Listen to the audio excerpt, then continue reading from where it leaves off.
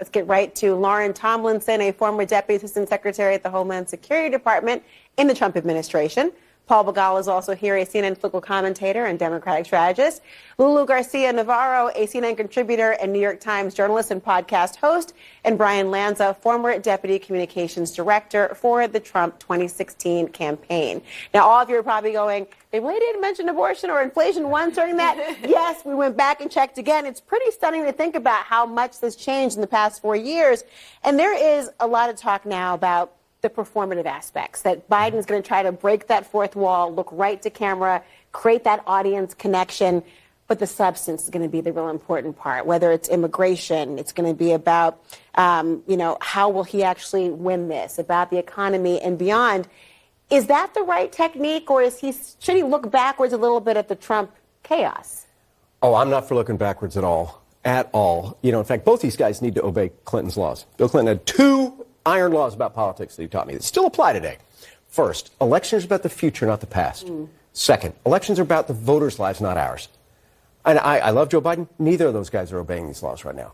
Mr. Trump, all he talks about is grievances, and he thinks the elections are blah, blah. It's all about the past. It's all about himself. And Joe talks too much about his accomplishments, frankly. I think they've been great, but that's not where voters are. They want to know about tomorrow. So I want both of these guys to do that. I think it's I hope your sources are right. I'm sure they are. It's a good idea for Biden to look right in the camera, talk directly to the audience. His superpower is empathy. He's a deeply empathetic guy. And again, maybe I'm not being fair because I don't really like Trump. He strikes me as somewhat self-absorbed. So I think if Biden says, look, I'm for you and he's for himself, that's kind of a really good way to frame up the election. Well, good. Doesn't it seem a little canned, though? I mean, that thing when people turn to the camera, like I am now, and say, I'm speaking to you, the people, it can feel. What do you mean, Lulu? I don't know. I don't know. That's Ronald Reagan. He carried 49 states with that strategy. It feels a little performative, and I think think it is performative. It is performative, but it can. But I think the problem here is that you're not going to have an audience. You don't have that energy going back and forth, so you're trying to manufacture that connection with the voter.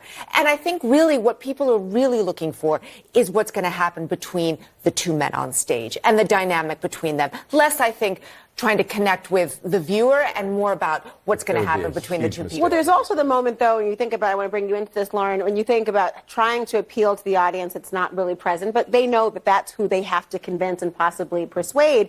And on the issues of focus, I mean, if that's going to keep Biden in line and focused on what he should be focused on, according to strategists and beyond, how about Trump? His focus, they want him focused on kitchen table issues. They don't want him focused on his personal grievances and beyond. Is he going to listen to that? And is that the right strategy for him? We've seen a much more disciplined Trump this election cycle, compared to 2020, for example. And he has the benefit of not currently being president, which we know is a little bit more difficult to prepare for debates when you're having to run the country. So he's had time to think about this, time to prepare. You've all seen the reports, and CNN's been talking about the policy discussions that he's been having. So I do think we're going to see a more disciplined Trump, either forced or not because of the mic situation.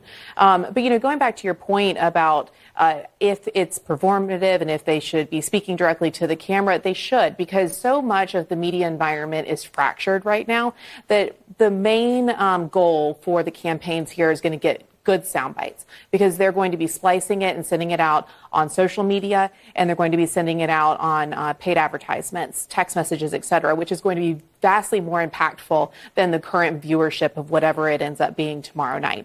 Most of the voters, this very small percentage of people who are going to be persuadable, they're not paying attention. It's 4th of July holiday. They've got kids. They're not looking at this and thinking, oh, the election's in November, I'm not going to watch this. So it's going to be that second round that's really going to make an impact for the campaigns on if they can actually move the needle and make an impact for the election. What do you think? Is both true? I mean, the idea of people, I think when Hillary Clinton and Trump debated the first time, it was like 84 million viewers at that moment in time. And of course, it does have the shelf life you speak about and will be, repackaged in different ways.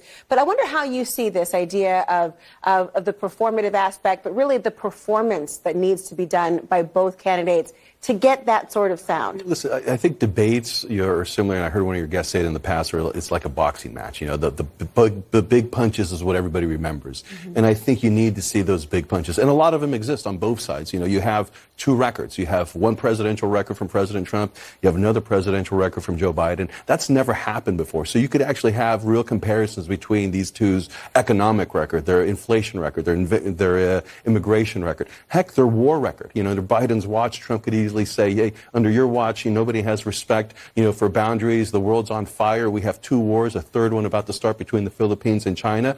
You're supposed to be the adults. You're calling me chaos. There's wars under your watch. Or he can say inflation. It's been your number one target for 36 months, and you've never hit it, 2%. You've never hit it. You're 0 for 36. If you're a high school kid, he'd literally fail his first 3 years of high school. So there's just more than ever before. I think, Trump can hit those blows. I think going backwards is a mistake. I think people want to know inflation, immigration, these wars. They don't care about January 6th.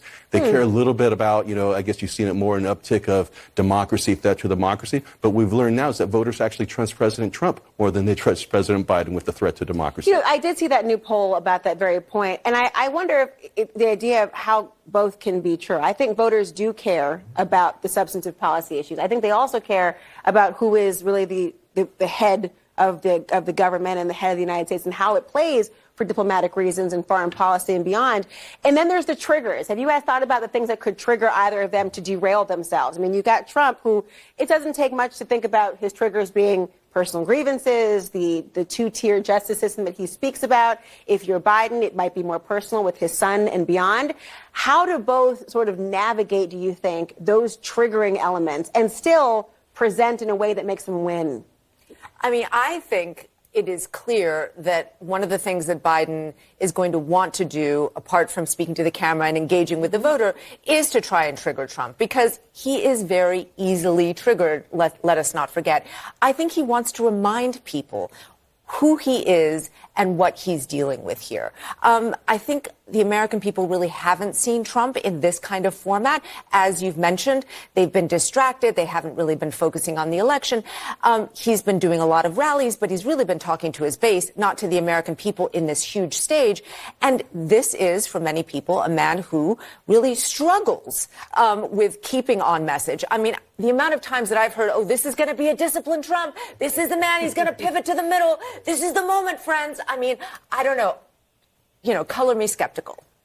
Well, you've been colored. There you go. That's all I can think about. Thank you, everyone. Stand by. We have a lot more to talk about. This